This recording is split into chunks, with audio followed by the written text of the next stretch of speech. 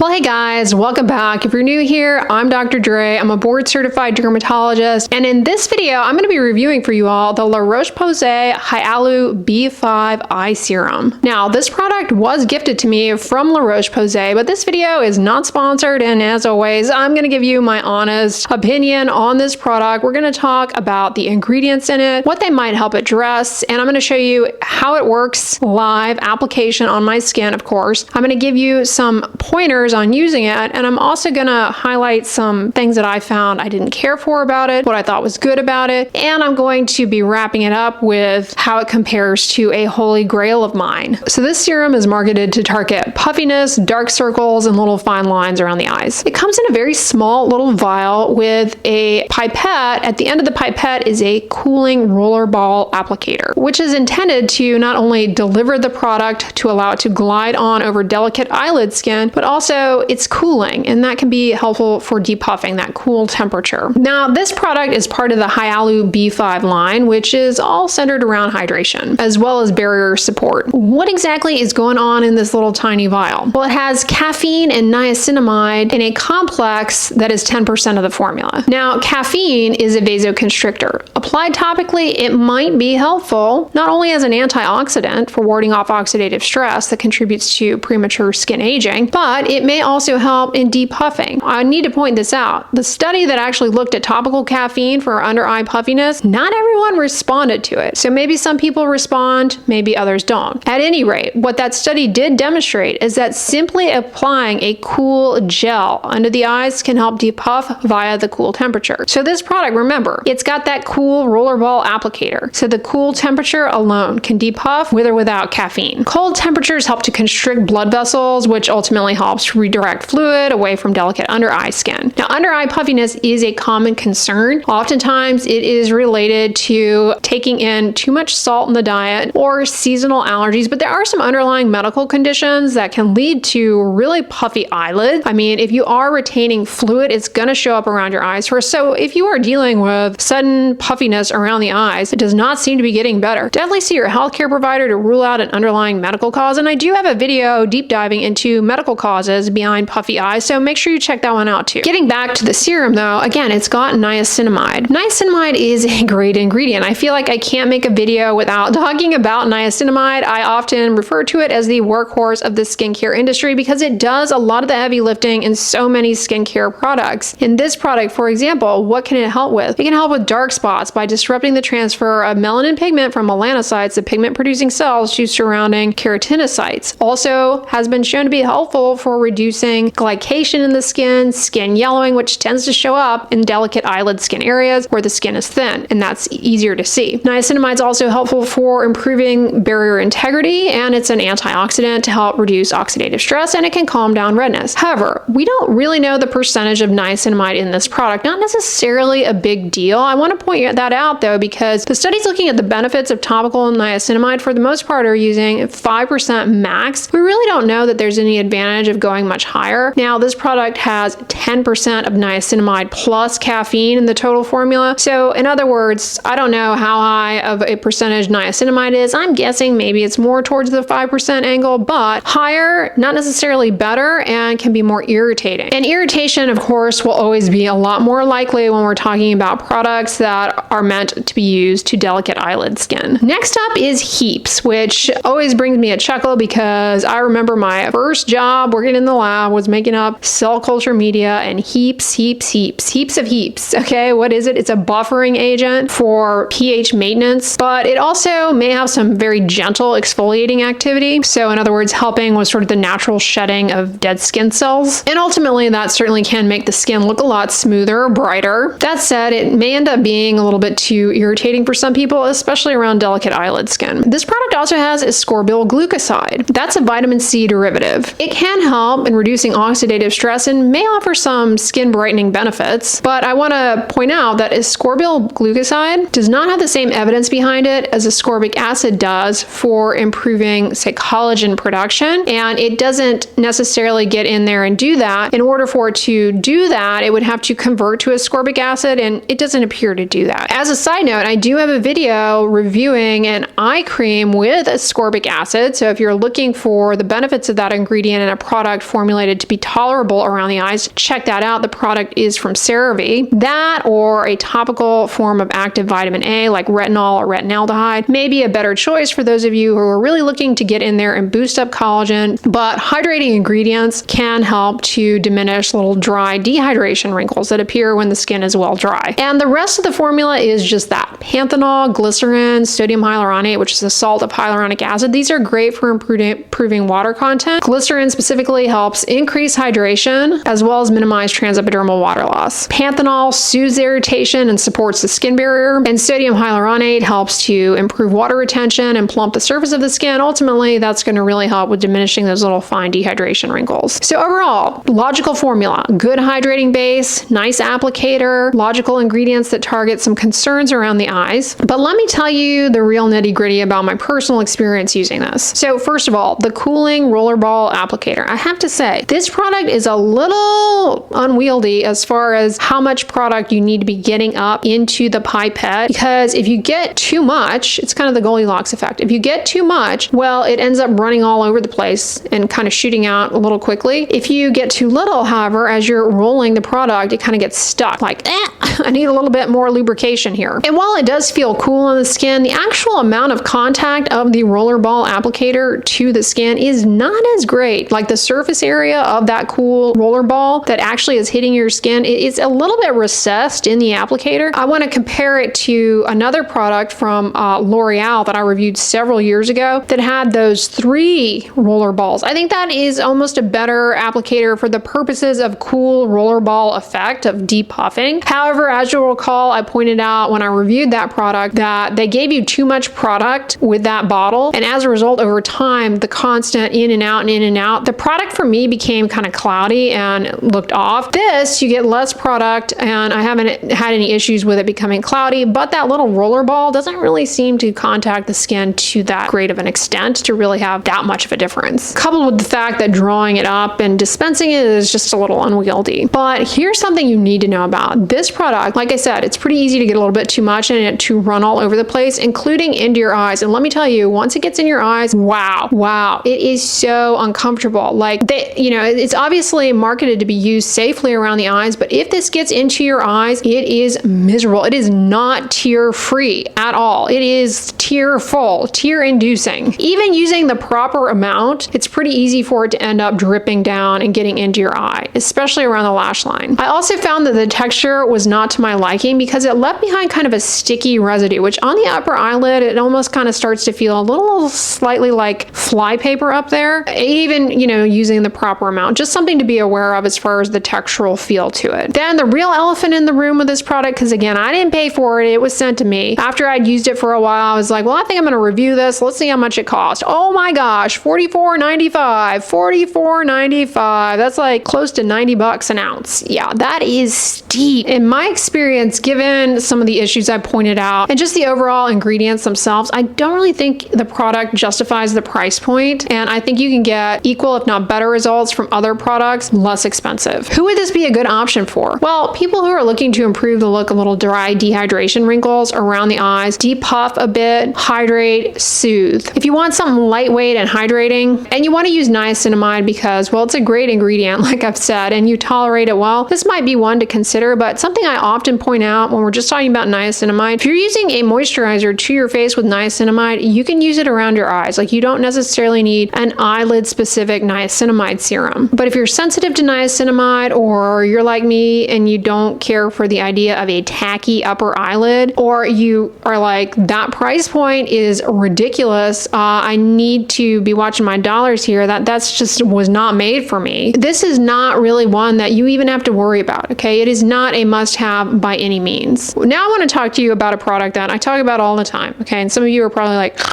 here she goes again, bragging about that one thing she does around her eye, like, oh my God.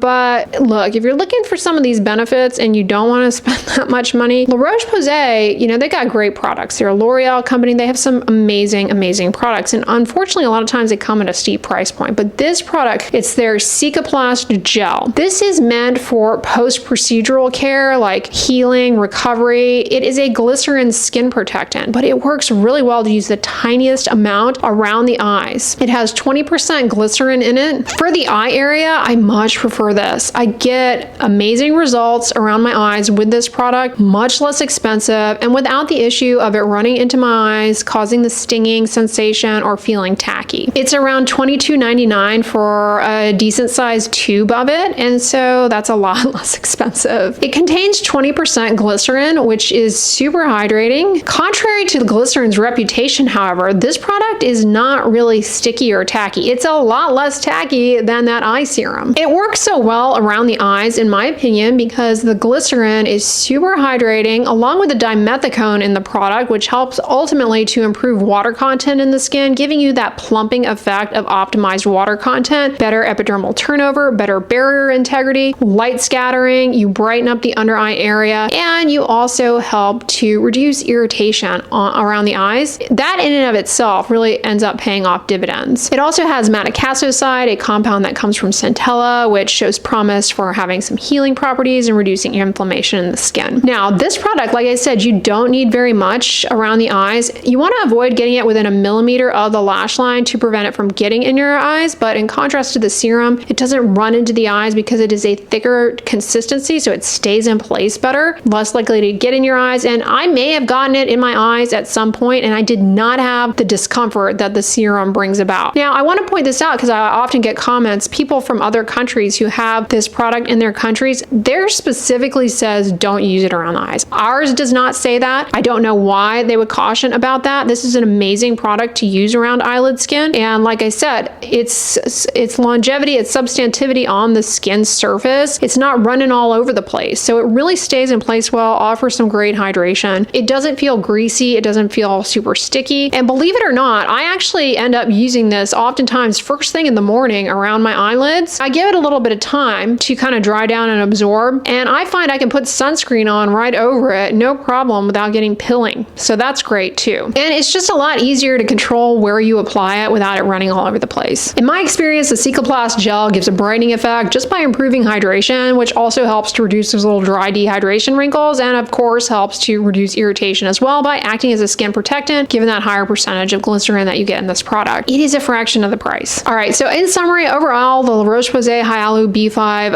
Eye Serum, it's a decent product. The ingredients are logical, but unfortunately, the burning in the eyes, the tackiness, the cost, the difficulty in applying the right amount make it a pass for me and not something I would purchase or feel strongly will be recommending to you guys to spend your money on. Whereas I can't shut up about the Cicaplast Gel, and I will talk about that until the cows come home. It is like my holy grail, and they found out how much I liked it, and so in addition to sending me this, they sent me like 3 tubes of that. So I am so lucky, I'm so grateful, and I'm stocked on that for a while, because just using it, I don't really use it elsewhere, although it's great on other locations on the face if you have a lot of dryness and irritation. I just end up using it on my eyes, so a tube lasts me forever, so it's great for me in that regard, and it's like a holy grail. Anyway, y'all, that's what I wanted to talk about in today's video, but as a reminder, I do have a review of a similar product from L'Oreal, which also owns La Roche-Posay, a caffeine eye serum from a few years ago. That's still a pretty popular product, so if you were curious about that, check it out. I have a video on eye creams and why you don't necessarily need one, but ones that, you know, use ingredients that are formulated for specific use around the eyes. I have a video on vitamin C for around the eyes. We have many reviews of eyelid specific products on my channel from over the years, and some of the more recent ones I will put down below in a pinned comment. But let me know, have you tried this? Maybe you had a better experience with it. Share in the comments. But if you guys enjoyed this video, give it a thumbs up, share it with your friends, and as always, don't forget, sunscreen and subscribe. I'll talk to you guys tomorrow. Bye.